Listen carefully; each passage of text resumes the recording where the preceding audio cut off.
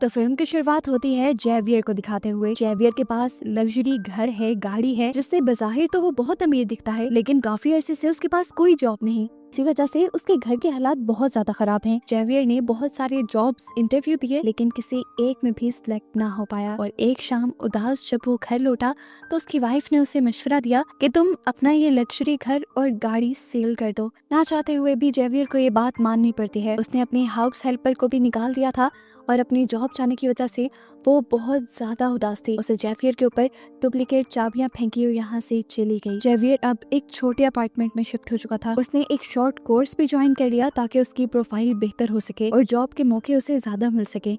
साथ ही साथ वो इंटरव्यूज भी देता रहा। काफी सारों में तो नाकामी मिली, लेकिन फाइनली फिर उसे एक जॉब मिल भी गई। वो बहुत ज्यादा खुश था, लेकिन तब तक जब तक उसे ये पता नहीं चला कि उसे पहले 6 महीने इस कंपनी में अनपेड इंटर्नशिप करनी होगी। समझने कि फ्री में काम करना होगा एक्सपीरियंस के लिए। जेवियर इस टाइम बहुत ज्यादा उदास हो चुका था। वो इस जॉब से भी इनकार करके चला आता है। जाते हुए उसे अपनी कार में से वो चाबी मिलती है जो उसकी हेल्पर उसके मुंह पर फेंक कर गई थी। उसने वो कीज उठाई और अपने पुराने घर की तरफ मुड़ गया। काफी देर वो बाहर खड़ा रहा और जब उसने देखा कि घर में रहने वाले नए लोग यहाँ से जा चुके हैं तो वो सबसे छुपते हुए उसी घर में घुस गया। जेवियर इस घर में नए ओनर की पिक्चर देखता है। इस घर से दिखने वाला प्यारा व्यू देखता है जो उसकी हमेशा से याद था और काफी देर यहाँ स्पेंड करता है, जिससे उसे काफी बेहतर फील होने लगा और फिर वो घर चला गया। अगले दिन दोबारा वो आया। आज तो वो इस घर की तलाशी भी लेने लगा था। उसे घर में बहुत सारे डॉक्यूमेंट्स और एक रेड कलर का टोकन मिला। ये टोकन एक रिहैब सेंटर का था। वहाँ कौन और क्यों जाता था, जेवियर ये जानने के लिए उनका कंप्यूटर ऑन कर लेता है। उनके कंप्यूटर से जेवियर को उनके बारे में बहुत सारी इंफॉर्मेशन मिलती है, जैसा कि 1 साल पहले इस फैमिली का एक्सीडेंट हुआ था क्योंकि इस घर का ओनर ड्रंक था, इसीलिए 1 साल के लिए उसका ड्राइविंग लाइसेंस भी कैंसिल कर दिया गया था। यहाँ पर उसे ओनर के पूरे दिन का शेड्यूल भी पता चल जाता है और जेवियर ये भी जान जाता है कि नया ओनर अगले दिन 3 बजे अपने रिहैब जाने वाला था। अगले दिन जेवियर भी उस रिहैब सेंटर पहुंच जाता है जहां सब लोग नशे की लत छोड़ने के लिए जाते हैं। यहाँ पर वो ओनर भी आया हुआ था। जेवियर को यहाँ पहली मर्तबा देखकर उससे भी यहाँ के लोग सवाल करने लगे, तो जेवियर ने अपनी कहानी बनाना शुरू की। उसने बताया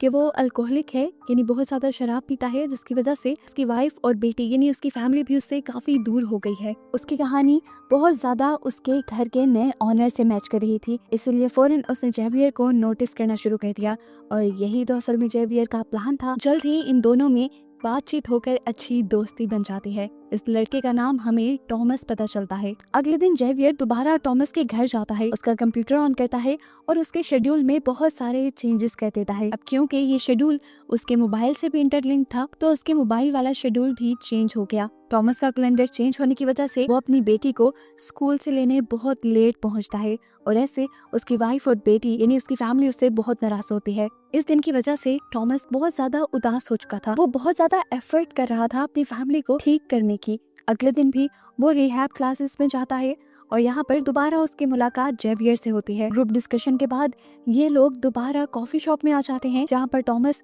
जेवियर से काफी सारी बातें शेयर करता है अपनी फैमिली के बारे में और अपनी फैमिली की पिक्चर भी दिखाता है और जेवियर को भी कहता है कि तुम भी अपनी फैमिली की पिक्चर दिखाओ।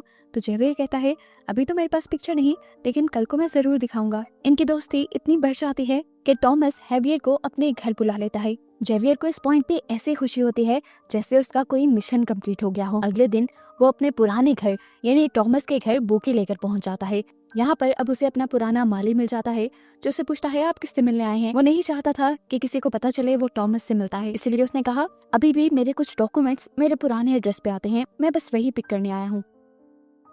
खैर अब वो घर के अंदर आ जाता है। टॉमस उसका अच्छा वेलकम करता है और अभी तक टॉमस ये बात नहीं जानता कि पहले ये घर जेवियर का ही हुआ करता था। जेवियर इन लोगों के साथ काफी बातें करता है, डिनर करता है और चला जाता है। अगले दिन टॉमस जब ऑफिस के लिए निकल रहा था तो उसके माली ने आकर उसे पूछा क्या कल यहाँ के पुराने ओनर अपने कुछ बिल्स लेने के लिए आए थे। टॉमस ने कहा नहीं, ऐसा तो कुछ नहीं हुआ। अब माली तो टॉमस से सॉरी करके साइड पे हो जाता है, लेकिन वो समझ गया था कि जरूर जेवियर के माइंड में कुछ चल रहा है। वो कल टॉमस से ही मिलने आया था, लेकिन वो इस बारे में शायद किसी को बताना नहीं चाह रहा। इसी दिन दिखाया जाता है कि जेवियर अपनी कार का जानबूझकर एक्सीडेंट कर देता है और फिर जल्दी से कॉल करके टॉमस को अपनी मदद के लिए बुलाता है। इस टाइम जेवियर के हाथ में एक शराब की बोतल थी जिसे देखकर टॉमस को लगा कि उसने ड्रंक होकर ये एक्सीडेंट किया है। जब टॉमस ने जेवियर के हाथ से वो बोतल ली तो कुछ कतरे टॉमस के ऊपर भी गिर गए, टॉमस उसे समझाने लगा, रिहैब ज्वाइन करने के बावजूद भी तुम अगर ये काम करते हो तो बिल्कुल अच्छा नहीं, ऐसे तुम्हारी लत नहीं जाएगी। देखो मैं तुम्हें समझाता हूँ, मुझे पीनट से एलर्जी है, अगर मैं एक भी दाना खा लूँ तो मर जाऊंगा। तुम भी ड्रिंक करने को ऐसा ही समझो, अगर तुमने ड्रिंक किया तो तुम मर जाओगे। जेवियर उससे कहता है, मैं ड्रिंक करना नहीं चाहता था, लेकिन कल जब मैं तुम्हारे घर आया तो मैंने देखा तुम अपनी जिंदगी कितने अच्छे से मेंटेन करते हो, तुम्हारी फैमिली है, तुम एक कंपनी के वाइस प्रेसिडेंट भी हो, लेकिन मैं ना मेरे पास जॉब है और ना ही मेरी फैमिली मेरे सपोर्ट में है। मैं अपने दुख को काबू नहीं कर सका, इसलिए मैंने ड्रिंक की। टॉमस कहता है, ऐसा कुछ नहीं जैसा तुम्हें नजर आ रहा है, मैंने भी सब चीजों को बैलेंस करने में बहुत मेहनत की है, और वो कंपनी जहाँ मैं वाइस प्रेसिडेंट हूँ वो असल में मेरी नहीं है, मेरे फादर इन लॉ की है। जेवियर उसकी सारी बात सुनकर उससे कहता है, अच्छा मुझे कुछ देर के लिए तुम्हारा फोन चाहिए, मेरा फोन डेड है और मुझे कार टो करने के लिए किसी को बुलाना है यहाँ। टॉमस उसे फोन दे देता है, लेकिन कॉल करने से पहले वो अपने आप को एक मेल भी करता है। उसने ऐसा क्यों किया ये आगे रिवील होगा। इस सब में उसने टॉमस से प्रॉमिस भी ले लिया था कि तुम घर जाकर अपनी वाइफ को इस बारे में कुछ ना बताना, वो पता नहीं मेरे बारे में क्या सोचेंगी। टॉमस ने उसकी ये भी बात मान ली। अब वो जब घर गया तो उसकी वाइफ को उसके कपड़ों से अल्कोहल की स्मेल आ गई। वो भड़क गई, उसे लगा कि टॉमस सीरियस नहीं है उनकी फैमिली को लेकर।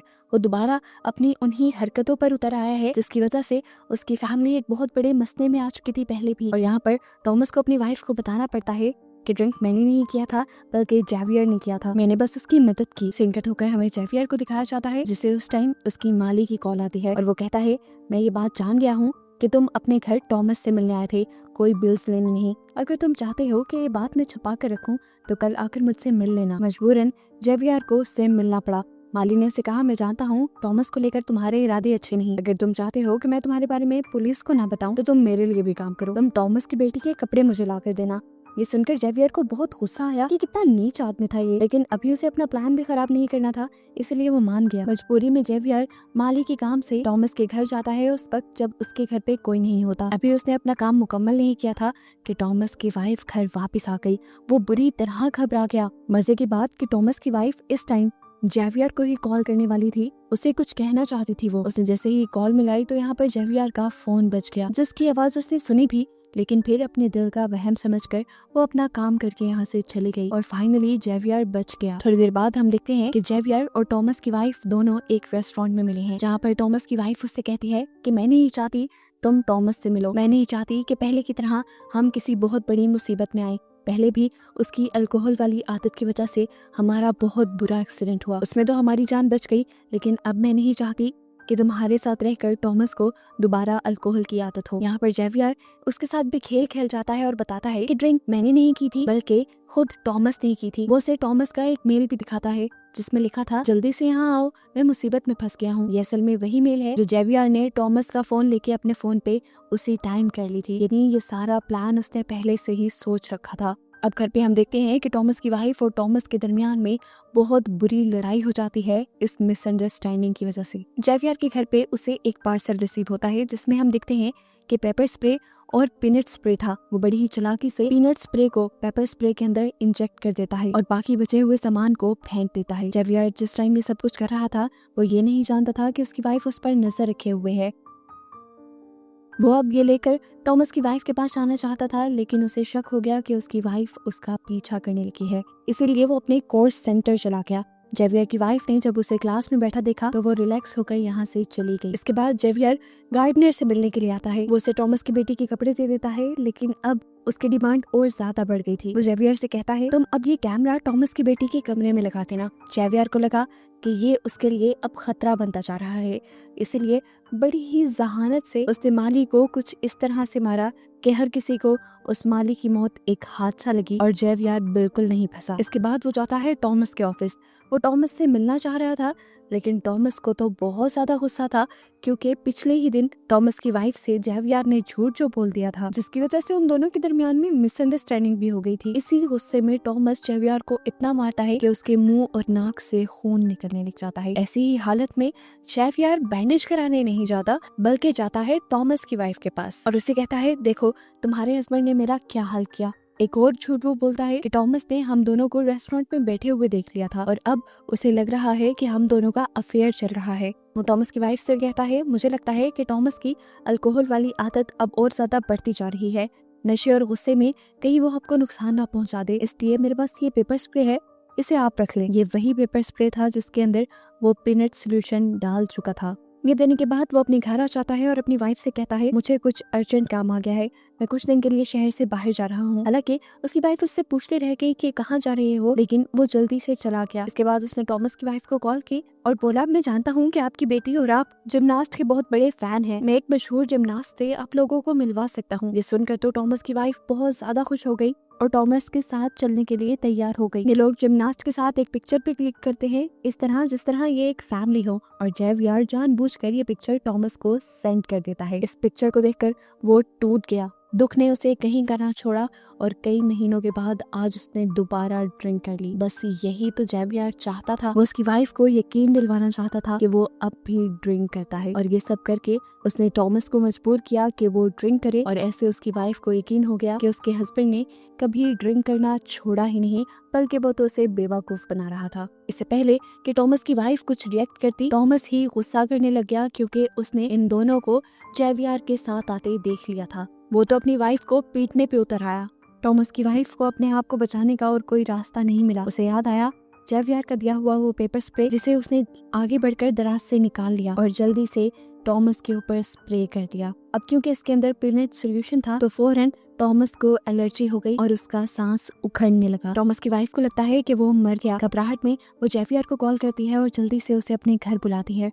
जेवियर पहले उसे काम डाउन करता है और उसे एक कमरे में भेज देता है। फिर वो टॉमस के पास आता है तो देखता है कि टॉमस अभी जिंदा था लेकिन तड़प रहा था। लेकिन जेवियर नहीं चाहता था कि टॉमस जिंदा रहे, इसीलिए वो उसके मुंह पे अपने हाथ रख के उसे मार देता है।